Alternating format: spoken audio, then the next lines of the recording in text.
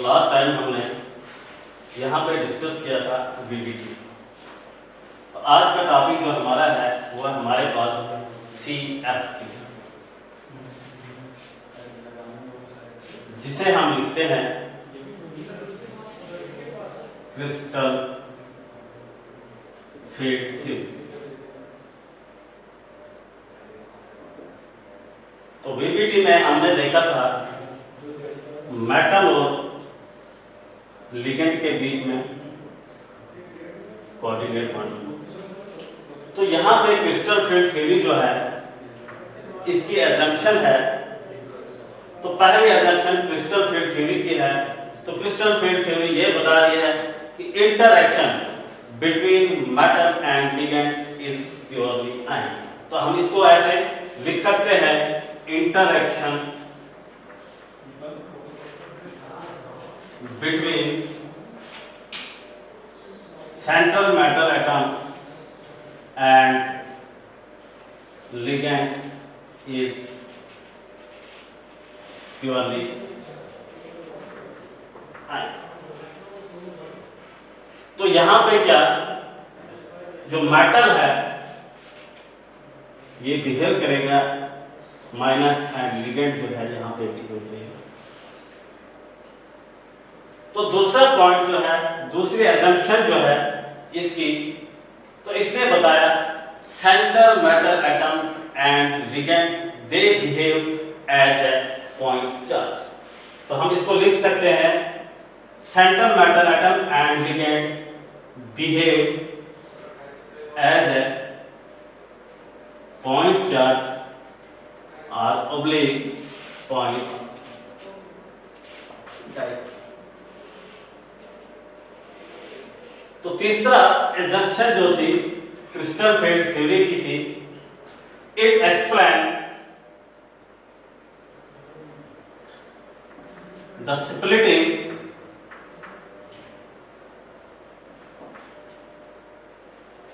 Of d orbitals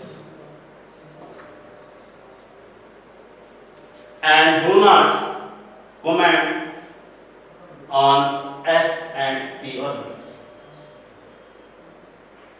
next assumption इसकी थी,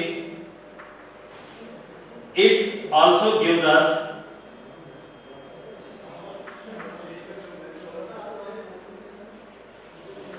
exact value of magnetic moment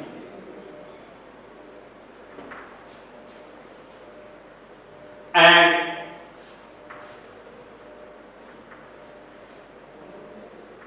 do not gives the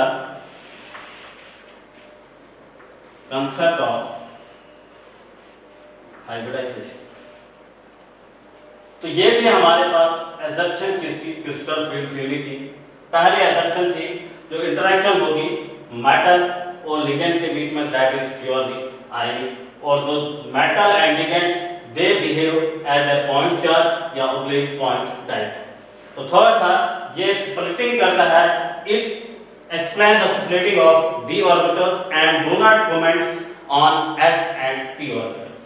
It also gives the exact value of magnetic moment and but do not give the concept of hybridization। hybridization का concept हम VBT से लेंगे, जो हमने already discuss किया था।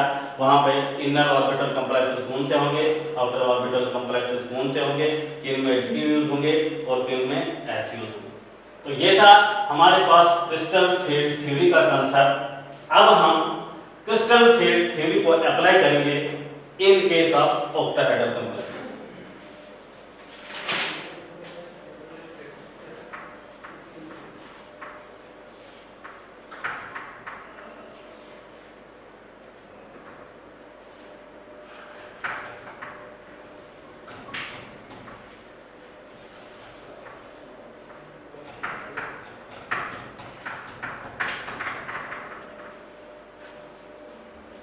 CFT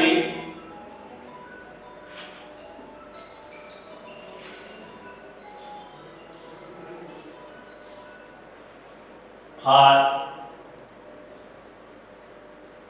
octahedral complex। तो पहले हम ऑक्टाहेड्रल कॉम्प्लेक्स देखेंगे। ऑक्टाहेड्रल कॉम्प्लेक्सेस क्या होता है? ऑक्टाहेड्रल कॉम्प्लेक्सेस हमें इस फॉर्मेट में ML6, M means ligand, M means metal, M means metal and L means ligand। जहां पे 6 लिगेंड अप्रोच करेंगे मेटल को, तो वहां पे जो फील्ड बनेगा उसको हम बोलेंगे ऑक्टाहेड्रल। तो हम देखते हैं, इसको बनाते हैं हम जो ऑक्टाहेड्रल है। तो एक में यहां पे एक स्क्वायर ले रहा हूं, ये हमारे पास सेंट्रल मेटल है और ये लिगेंड है हमारे पास 4 लिगेंड, एक की पोजीशन ये रहेगी और एक की पोजीशन हमारे नीचे। तो ये बन गया ML6 फॉर्म। तो मैं करता क्या हूं, यहां पे ये जो लिगेंड है इसको x एक्सिस मानता हूं। अगर मैं इसको x एक्सिस मानता हूं तो मैं इसको y एक्सिस, अगर ये y एक्सिस है तो इसको मैं प्रोड्यूस करके z एक्सिस, अगर ये x एक्सिस है तो इसके अपोजिट में इसको मैं x डैश लिख सकता हूं। अगर ये y है तो इसके अपोजिट में इसको मैं y डैश लिख सकता हूं। अगर ये z है तो इसको मैं z।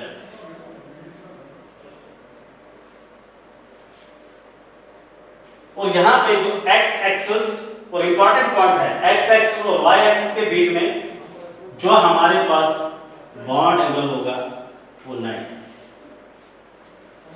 अगर यहां पे 90 है तो यहां पे z एक्सिस और इसके बीच में भी जो होगा वो 90। अगर ये प्लान है मेरे पास तो ये पिरामिड जो है वो यहां ऐसे है प्लान के साथ, तो इसके साथ ये एंगल कितने डिग्री का होगा? ये 90 का होगा। ये इंपॉर्टेंट पॉइंट है, यहां पे नोट कर लीजिए आप, ये 90 का होगा। और उसके बाद हमारे पास ये x एक्सिस का लिगेंड, ये y एक्सिस का लिगेंड, ये z एक्सिस का लिगेंड, ये x डैश का लिगेंड, ये y डैश का लिगेंड और ये z डैश का। अब हम देखते हैं यहां पे ये मेटल है सेंट्रल मेटल, और अब यहां पे देखिए हम लिगेंड कहां से अप्रोच करेगा।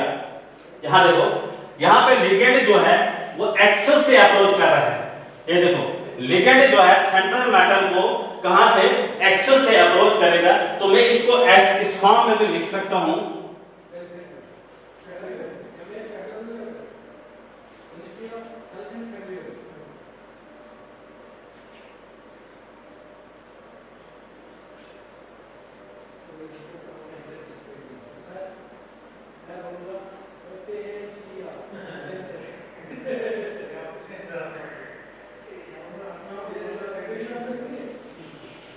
तो मैंने इसको ऐसे ड्रा किया। यहां से हमें ये क्लियर होगा, जब लिगेंड एक्सिस से अप्रोच करेगा तो हमारे पास एक्सिस के ऊपर हमने ये देखना है, एक्सिस के ऊपर कौन से ऑर्बिटल बनते हैं। ये 11th में आपने केमिकल बॉन्डिंग में पढ़ा है। एक्सिस के ऊपर हमारे पास हमेशा dx² - y² एंड dz² बनते। तो वही मैंने यहां पे जब ड्रा किया तो हमारे पास जब ये मैंने लोब बनाई तो यहां से हमें ये पता होगा, जब लिगेंड एक्सिस के ऊपर से अप्रोच करेगा, ये लिगेंड है, ये एक्सिस से अप्रोच करेगा, तो यहां पे क्या है, ये हमारे पास मेटल एटम है, इसके पास d ऑर्बिटल्स की लोब है, ठीक है, मेटल्स के d ऑर्बिटल है। जब लिगेंड यहां से इसको अप्रोच करेगा तो इसके पास, लिगेंड के पास जो इलेक्ट्रॉन क्लोड है और यहां पे जो लोब्स हमारे पास मेटल का d ऑर्बिटल है, इसके पास भी इलेक्ट्रॉन क्लोड है। तो इनके बीच में जब रिपल्शन होगी तो वहां पे क्या होता है, एनर्जी रिलीज होगी। किन ऑर्बिटल्स की एनर्जी रिलीज होगी? वो होगी एनर्जी रिलीज dx² y² और dz², क्योंकि dx² y² dz² ये एक्सिस के ऊपर बनते हैं। तो एनर्जी कहां रिलीज, किनकी रिलीज हुई? वहां dx² y² और dz²। और हमारे पास ऑर्बिटल्स कितने थे? वो हमारे पास 5 ऑर्बिटल्स होते हैं d के, डिजेनरेट जिनको हम बोलते हैं।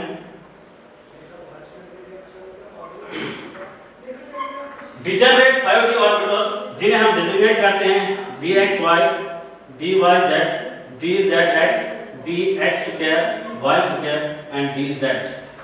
तो यहाँ पे ये कौन सा ऑर्बिटल है? ये डिजनरेट ऑर्बिटल है हमारे पास। डिजनरेट ऑर्बिटल्स जिनकी एनर्जी सेम होती है, और जब लिगेंड अप्रोच कर रहा है एक्सिस के ऊपर, तो वहां पे किन की एनर्जी बढ़ जाएगी? D X square, Y square और डी जेड स्क्वायर, और ये जो है ऊपर चले जाएंगे और बाकी जो है वो नीचे आएंगे। D X square, Y square और डी जेड स्क्वायर, इनकी एनर्जी ज्यादा होगी, इनमें ज्यादा रिपल्शन होगी, ये ऊपर चले जाएंगे, और बाकी जो हमारे पास है D X Y, D Y Z and D Z X, ये हमारे पास नीचे चले जाएंगे। तो जो D X square, Y square and D Z square है, इनको हम लिखते हैं ईजी ऑर्बिटल्स। तो इनको डेजिग्नेट करते हैं हम T2G। तो ये थे हमारे पास डिजनरेट ऑर्बिटल। जब लिगेंड ने एक्सिस से अप्रोच करना शुरू कर दिया, तो यहाँ पे मेटल के डी ऑर्बिटल थे, इनके बीच में क्या होगी? रिपल्शन होगी। जब रिपल्शन होगी तो एनर्जी रिलीज होगी। एनर्जी किन की रिलीज होगी? जो ऑर्बिटल एक्सिस के ऊपर बनते हैं। एक्सिस के ऊपर कौन से बनते हैं? D X square, Y square and D Z square, और ये शिफ्ट कर जाएंगे ऊपर, इनकी एनर्जी ज्यादा है, और जो बाकी तीन है वो नीचे चले जाएंगे, और इनको हम डेजिग्नेट करते हैं ईजी से। और ये जो हमारे पास D X Y, D Y Z and D Z X है, इनको हम डेजिग्नेट करते हैं T2G से। और दूसरी इंपॉर्टेंट बात जो है, जो ऑक्टाहेड्रल कॉम्प्लेक्सेस है हमारे पास, ऑक्टाहेड्रल कॉम्प्लेक्सेस हमारे पास है, इसमें जो एक्सियल और इक्विटोरियल लाइन जो होती है हमारे पास, बॉन्ड लेंथ वो इक्वल होती है। हम ऑक्टाहेड्रल कॉम्प्लेक्सेस में लिख सकते हैं axial is equal to equatorial. क्या एक्सियल इक्विटोरियल मींस इनकी लेंथ। अब मैं यहां पे आपको बनाता हूं, ये एक्सियल और इक्विटोरियल ये क्या है? ये कौन सी पोजीशन है हमारे पास?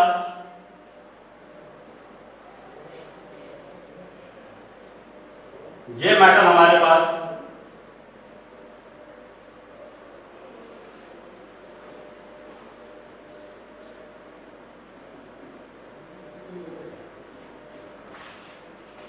ये जो पोजीशन है हमारे पास, ये पोजीशन, इसको हम बोलते हैं एक्सियल पोजीशन। और ये जो हमारे पास है, इसको हम बोलते हैं इक्विटोरियल पोजीशन। ये भी हमारे पास इक्विटोरियल पोजीशन होगी, ये इक्विटोरियल, और ये वाली जो है हमारे पास ये एक्सियल पोजीशन। तो इसमें क्या है इंपॉर्टेंट बात मैंने बताया, जो एक्सियल लेंथ होगी वो इक्वल होगी किसके? Equatorial length. ये बहुत ही इंपॉर्टेंट पॉइंट है, ये नोट करते हैं, एग्जामिनेशन पॉइंट ऑफ व्यू से बहुत इंपॉर्टेंट है। यहाँ पे एक्सियल लेंथ जो है वो है इक्विटोरियल के इक्वल। तो उसके बाद हम ने 5D डिजनरेट ऑर्बिटल जो है,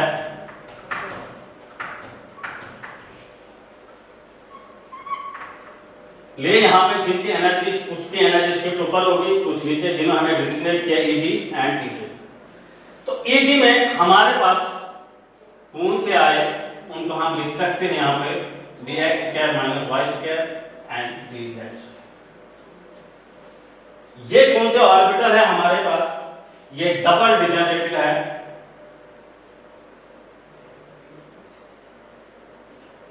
और ये लाइज कहां करते हैं? Lies along axis. और जो हमारे पास T2G है, dxy, dyz एंड dzx, ये लाई करते हैं, लाइज इन बिटवीन एक्सिस। तो मैं थोड़ा सा आपको और क्लियर करूंगा। जहां पे dxy है, ये अराउंड में आप पढ़ चुके, ये x एक्सिस हमारे पास और ये y एक्सिस। तो dxy ऑर्बिटल कहां लाइज करता है? In between the axis. Means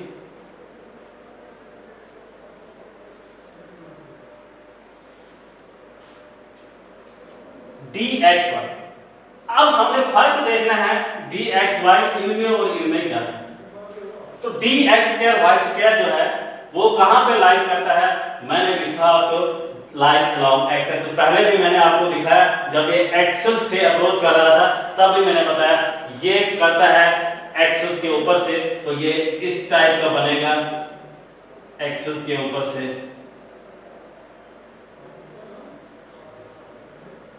dx² y²।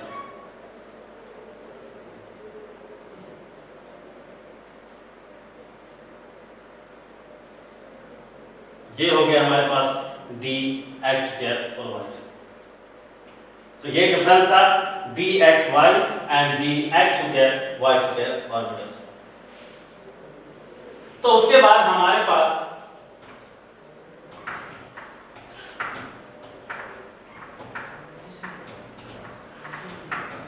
जो 5d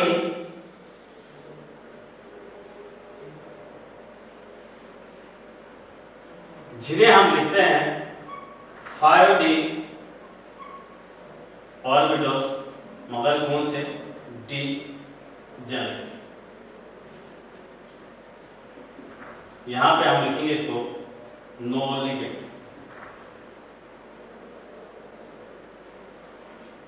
ये हमारे पास 5d डिजेनरेट ऑर्बिटल है। इनकी पोजीशन हमने ये रिप्रेजेंट की। जब यहां पे लिगेंड अप्रोच करेगा, जब लिगेंड इनको अप्रोच करेगा तो इनकी एवरेज एनर्जी जो है वो बढ़ जाएगी। ये थोड़े से ऐसे इनकी शिफ्टिंग हो जाएगी।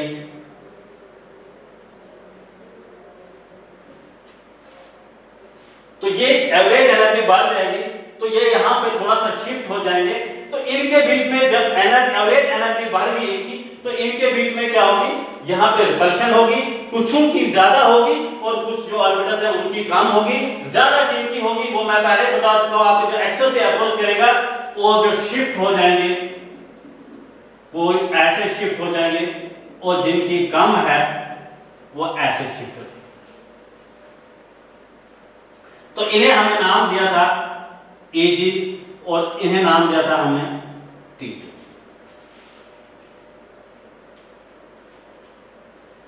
जिसे हम यहां पे लिख सकते हैं dxy, dyz एंड dzx।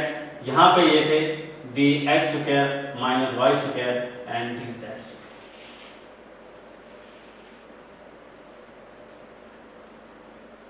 ये हुई स्प्लिटिंग हमारी किसकी, जो हमारे पास 5d ऑर्बिटल्स है वो स्प्लिट हो गया हमारे पास T2g एंड Eg।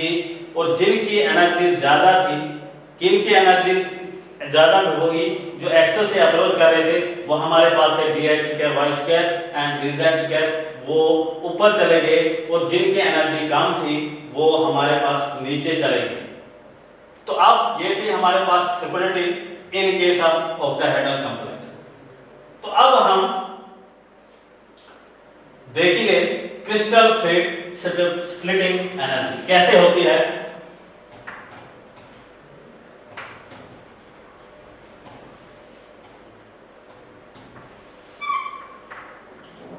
ये हमारे पास 5 ऑर्बिटल्स थे, ये स्प्लिट हो गया।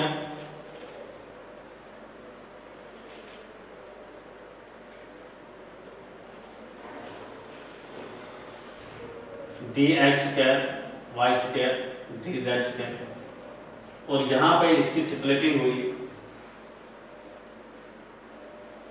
dxy dyz and dz। तो क्रिस्टल फेट स्प्लिटिंग एनर्जी क्या कहती है, जो यहां पे हमारे पास एनर्जी का गैप है इसको उन्होंने रिप्रेजेंट किया यहां पे delta naught. Crystal field splitting energy को उन्होंने डेल्टा नॉट से रिप्रेजेंट किया। अब हमने देखना है कि कुछ ऑर्बिटल जो थे, जो एवरेज पाई और दी ऑर्बिटल थी, कुछ हमारे पास ऊपर चले गए और कुछ ऑर्बिटल जो थे हमारे पास नीचे चले गए। ये जो ऑर्बिटल हमारे पास ऊपर चले गए इनकी एनर्जी ज्यादा थी और जो नीचे चले गए इनकी एनर्जी कम थी। अब हमने क्या किया, इनका एवरेज निकाला। तो इनका एवरेज जो है, एवरेज एनर्जी जो है वो यहां पे लाइज करेगा। जो एवरेज एनर्जी है इसी को हम कहते हैं, इस लाइन को बोलते हैं हम बेयर सेंटर। अब हमने देखना है ये जो बेयर सेंटर है, यहां से ऊपर का डिस्टेंस और यहां से नीचे का डिस्टेंस, इनकी एनर्जी हमारे पास सेम है। और एक खास बात उन्होंने क्या किया, उन्होंने जो बेयर सेंटर है इसको कंसीडर कर दिया उन्होंने 0। तो वहां पे इन्होंने क्या किया, इसकी एवरेज जो है वो एवरेज एनर्जी यहां पे आ रही है, तो उसी को हमने बेयर सेंटर कहा। तो उन्होंने ये जो दो ऑर्बिटल्स जिनकी एनर्जी ज्यादा थी इनके लिए डाटा दे दिया प्लस 0.6 डेल्टा नॉट, और ये हमारे पास जो लोअर थे इनके लिए डाटा दिया माइनस 0.4 डेल्टा। तो हम इसको फाइनलाइज कैसे करेंगे, एक ऑर्बिटल की एनर्जी उन्होंने दी 0.6 डेल्टा नॉट, 0.6 डेल्टा नॉट, और हमारे पास कितने ऑर्बिटल्स थे यहाँ पे, 2 है, तो ये क्या आएगा प्लस का 1.2 डेल्टा नॉट। और यहाँ पे dx, y, dy, z and dz x 3 orbital है, इनके लिए इसमें वैल्यू क्या थी माइनस 0.4 डेल्टा नॉट। तो कितने ऑर्बिटल थे ये 3 है, तो ये आएगा माइनस का 1.2 डेल्टा नॉट। जब हम एवरेज इन दोनों की निकालेंगे तो ये आ गया हमारे पास plus 1.2 delta naught minus 1.2 delta naught, तो ये कैंसिल हो जाएगा, ये 0 आएगा, जो उन्होंने बेयर सेंटर को इसीलिए 0 मान के चले थे। तो ये था हमारे पास crystal field stabilising energy splitting energy था। तो अब हम इसको कैसे अप्लाई करेंगे ऑर्बिटल्स में, तो हम क्या करेंगे, वहां पे हमारे पास 2 केस होंगे। वहां पे एक हमारे पास स्ट्रॉन्ग फील्ड लिगेंड होगा, एक हमारे पास वीक फील्ड होगा। और स्ट्रॉन्ग फील्ड लिगेंड में क्या होगा, एनर्जी गैप बन जाएगा, और वीक फील्ड लिगेंड में जो है वो एनर्जी गैप जो है वो बिल्कुल कम होगा। तो हम इसको अप्लाई करेंगे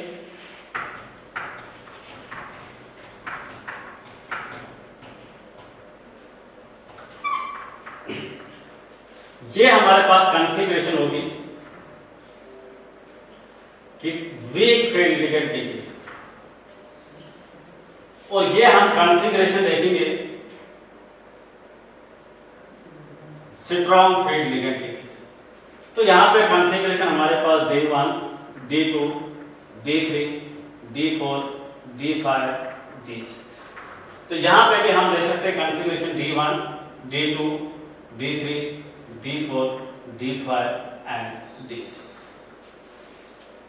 ये हमारे पास हो गए T2G एंड ये हो गया EG। यहाँ पे भी हमारे पास हो गया T2G एंड EG।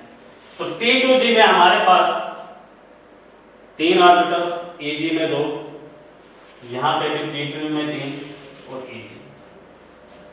तो हम D1 को फिल करेंगे T2G में, इन केस ऑफ वीक फील्ड ऐसे आएगा, तो यहां भी फिल करेंगे तो ये ऐसे आएगा। तो यहां पे 3 तक ये ऐसे ही आएगा, D3 तक,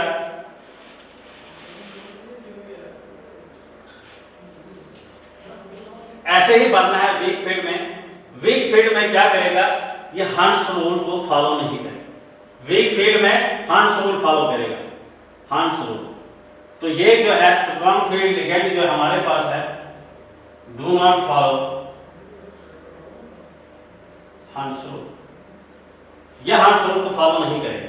तो D4 केस में हम लेते हैं, हम एक एग्जांपल D4 केस में करते हैं। तो वीक फील्ड में कर रहे हैं हम, इसका मतलब 4 है हमारे पास, 1, 2, 3 एंड 4। तो यहां पे हम फिल करेंगे D4 केस में 1, 2, 3 एंड 4। तो अगर D4 केस में हमारे पास क्रिस्टल फील्ड स्प्लिटिंग एनर्जी निकालनी होगी, तो वो कैसे हम निकालेंगे, यहां पे हमारे पास T2G के लिए क्या वैल्यू थी? T2G के लिए हमारे पास -0.4 डेल्टा नॉट मल्टीप्लाई कितने ऑर्बिटल T2G के 3 इक्वल्स टू किसके आएगा -1.2 डेल्टा। और EG के लिए 0.6 प्लस का 0.6 डेल्टा नॉट मल्टीप्लाई 1 वो आएगा हमारे पास 0.6 डेल्टा नॉट। अगर हम इसको सॉल्व करेंगे तो ये हमारे पास बचेगा माइनस का 0.6 डेल्टा, ये निकलेंगे हमारे पास D4 in case of weak field ligand.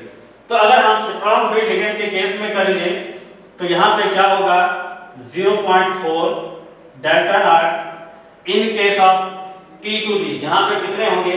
वो होंगे 4 है, तो इसका मतलब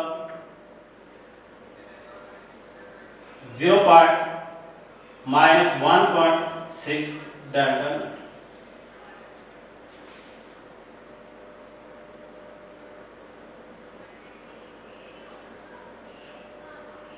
इसी तरह D5, D6, D7, D8, D9, D10 case easily कर सकते हो। सिर्फ आपने ध्यान रखना है पूछा किसमें है, इन case of weak field ligand पूछा है या इन case of strong field ligand पूछा है। तो यहाँ पे आपने ज्यादा ध्यान किस पे देना है, जो डाटा जो आपके पास दिया है T2G के लिए -0.4 डेल्टा नॉट, और यहाँ पे जो डाटा दिया है हमारे पास किसके लिए EG ऑर्बिटल के लिए वो है +0.6 डेल्टा नॉट। और ये था हमारे पास पहले जो हमने डिस्कस किया CFT को, इसके असम्पशन देखी, फिर हमने उसको अप्लाई किया in case of octahedral complex को। तो tomorrow we will discuss in tetrahedral CFT for tetrahedral complexes. That was all about today's lectures, and stay home, stay safe.